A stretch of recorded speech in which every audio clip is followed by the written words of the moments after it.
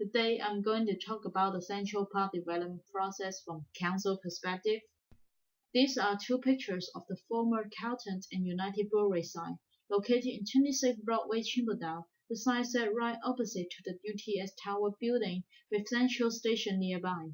In the past, the site was used as a brewery owned by Foster Group to produce, pack, store, and distribute beers.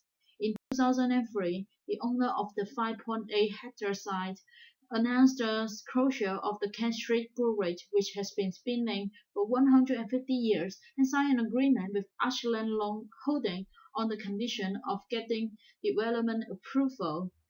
But in 2005, the Ashland decided to withdraw from the agreement due to the excessive long development approval process. After that, Foster Group spent years working with Central Sydney planning community for the development approval. To maximize the outcome of the development, Foster intended to change the LEP, which has a high limit of the 45 meters and FSR control of 5 to 1. But further studies suggested 3.5 to 1 was the maximum density the subject area can handle. The final proposed density was 3.5 to 1 and 4 to 1.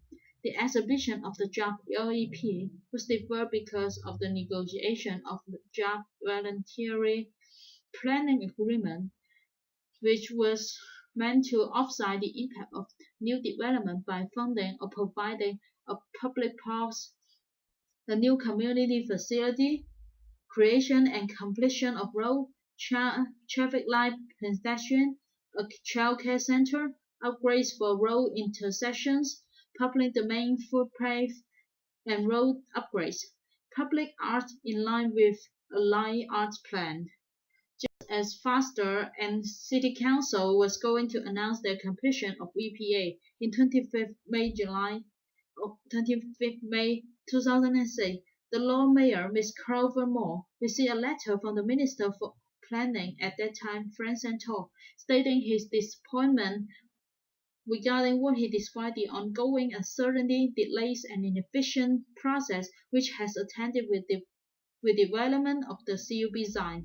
In Minister's letter, he requested an increased density and the inclusion of higher affordable housing level under Raven Waterloo Authority Act 2004, which allows Raven Waterloo Authority to get development contribution from CUB site.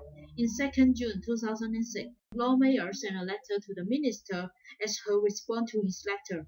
Lord Mayor defended that the delay was due to the wholly unacceptable conservation management plan rather than the planning process as described relatively speedy. In 7th June, an additional meeting was held by CSPZ.